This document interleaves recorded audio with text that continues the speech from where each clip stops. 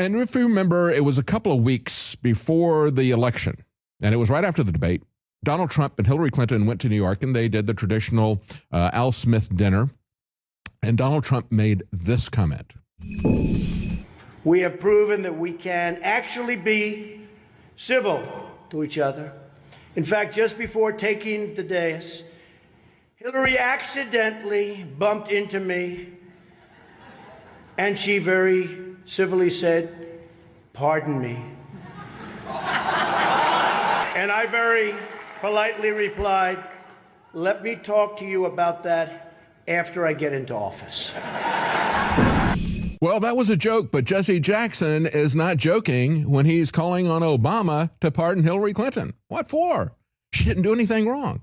We've been told for months that Hillary Clinton didn't do anything wrong, even though we had James Comey say, yeah, she committed multiple felonies, but I'm not going to prosecute her, but don't you try this at home. See, that's the double standard that they've established. Remember back in September 30th, and this is the Detroit Free Press talking about this, there was a campaign rally in Michigan, and Donald Trump asked Obama not to pardon Hillary Clinton and her co-conspirators.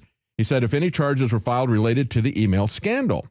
Now, of course, Jesse Jackson is not admitting that she did anything wrong, but remember, Alex Jones talked about this, and he said for 3 reasons Donald Trump ought to proceed or allow things to go forward in terms of investigating Hillary Clinton and the Clinton Foundation. Number 1, he said he would do it. Number 2, it's important to restore the integrity of the rule of law in this country and to make sure that we don't have one standard for the important people and another standard for everybody else. And the third reason is just for his own personal survival, because these people are going to continue to come after him, as we'll see later in the broadcast.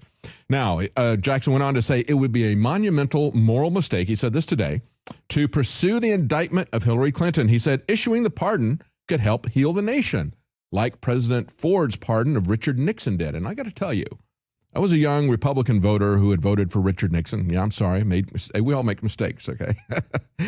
And I was absolutely offended when Gerald Ford pardoned Richard Nixon.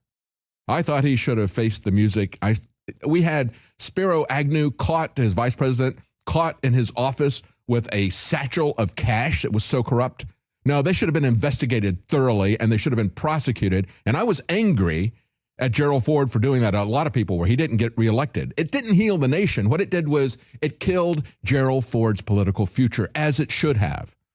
He goes on to say, students are growing up, this is Jesse Jackson now, students are growing up in America that is an identity crisis. You know why they have an identity crisis? It's because of the identity politics of Jesse Jackson and Hillary Clinton and the other Democrats who put this in here, okay?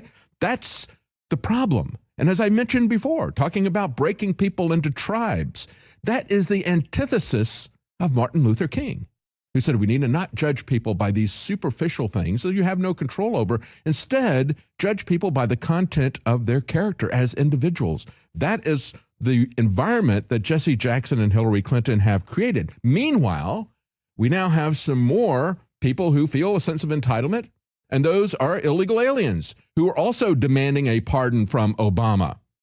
Washington Times points out illegals demand Obama issue mass pardons because they're afraid of deportation fears. Now, let's understand, okay? These people are not undocumented workers. As they point out in the article, they say illegal immigrants are preparing to ask President Obama to pardon some 750,000 dreamers, okay?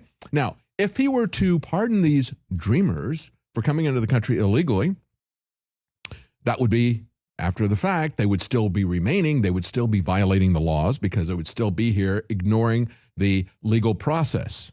And when they call them undocumented workers, as this quote here that they have of the people who are asking for amnesty, the group says millions of law-abiding undocumented immigrants. Think about that, the cognitive dissonance there. Millions of law-abiding undocumented immigrants. Now, that's why they play with the language. What they're saying is millions of law-abiding illegal foreigners who are here illegally and remain to violate the law should be pardoned. From here to the future, okay? That's the insanity that we have going on here. And the sense of entitlement from people who are not citizens in this country and who thumb their nose at the rules here, demanding to be pardoned, demanding to have things given to them. Listen to this part. Young adult illegal immigrants with a 2-year stay of deportation, which was given to them by the Deferred Action for Childhood Arrivals. Think about that. Here's another lie. Childhood arrivals, DACA, the DACA program. Childhood arrivals, they can stay for 2 years and get work permits. We got children working? No, because they're not children. Here's another guy who may be in line for a pardon.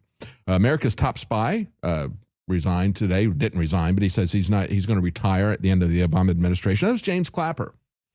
And is he going to get a pardon? I don't think he's even asking for one. And of course, he's going to leave, but we're going to still have the surveillance state remaining behind.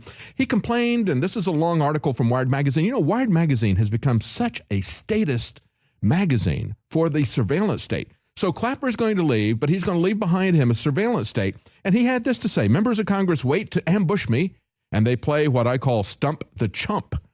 And in this article, they ask, is spying moral? Well, I would ask, is lying moral, when he lied to the Congress and said, no, we're not doing any dragnet surveillance. We all knew that was a lie. And it was proven to us by Ed Snowden's leaks just a few weeks after that. Is violating your oath to the Constitution, is that something that is moral? How about giving the government the authority that it claims to have under the Constitution when it disobeys the Constitution? And it's a very interesting article we don't have time to go into, but they talk about how he came in with the massive violations, spying on Americans. That was what the church and the Pike commissions were about. That was what gave us FISA, and they turned it on its head. They inverted it, just like they've done the Constitution. We have an illegal surveillance state. Stay with us. We'll be right back.